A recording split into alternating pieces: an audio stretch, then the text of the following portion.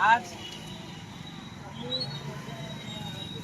राम तुकाराम पाटील इंगळे माजी सैनिक आज 15 तारखेपासून 15/1/2025 आमर उपोषणाला बसलेले आहेत. राजुराबू ह्या गावचे त्यांनी आहेत. यांनी भ्रष्टाचार अधिकारी, भ्रष्टाचार गुत्तेदार यांना कंटाळून वैतागून यांचं एकही अर्ज आजपर्यंत कोणता अधिकारी मान्य केला नाही आणि कोणताच अधिकारी या अर्जाची दखल घेतला नाही. त्यासाठी त्यांनी आज आमर उपोषणाला बसलेले आहेत. ते पण 15/1/2025 पासून न अन्न खाता न पाणी पिता. कशासाठी? तर गावच्या विकासासाठी. या भ्रष्ट अधिकाऱ्यामुळं, भ्रष्ट या गुत्तेदारामुळं गावचं वाटोळं होत आहे आणि यांनी भ्रष्ट केल्यामुळं गुत्तेदार आणि गावाला निधी येण्यापासून दुर्लक्ष होत आहे. तुम्हाला काय वाटतं? भ्रष्टाचार आहे आमच्या गावात. 1 रुपये असा नाही की 5% सुद्धा काम झालं नाही. 15-20 आहे जसं सुरू झाला तसं 5% बी काम झालं नाही 15-20 आहे. त्याच्या करून मी माहिती अधिकार, पत्रबाजारी, तक्रारी देऊ थकलो. म्हणजे पत्रव्यवहारी मी मोदीपर्यंत पत्रव्यवहार केलो पुरा. पोलीस यंत्रणा सुद्धा त्यांच्यात मिली बघत आहे. समजा त्यांनी सुद्धा संरक्षण द्यायला तयार नाही.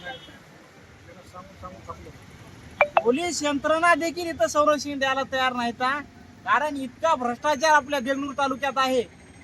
गुटखाबंदी असो, क्लब असो, काही पण असो, सगळ्यांना माहीत आहे की भ्रष्टाचार होते.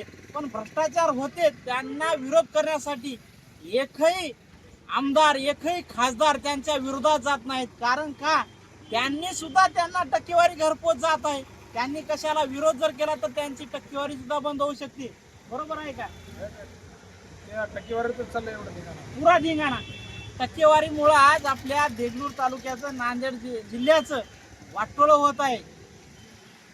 आणि तुम्हाला काही बोललं की जास्त चक्कर यायची मातृत्वाची. खरंच अन्न पाणी न घेता यांची कपडे सुद्धा बघा एवढी बेहाल झालेली आहे. आज कोणामुळं? तर या भ्रष्टाचारावर काहीच होत नाही त्यांच्यावर.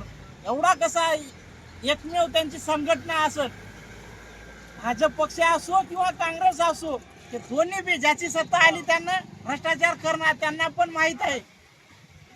एवढं मला जोपर्यंत न्याय भेटत नाही, लोकांचा अहवाल येत नाही, जसा बोलला तसा होणार नाही. ठामपणे राहणार.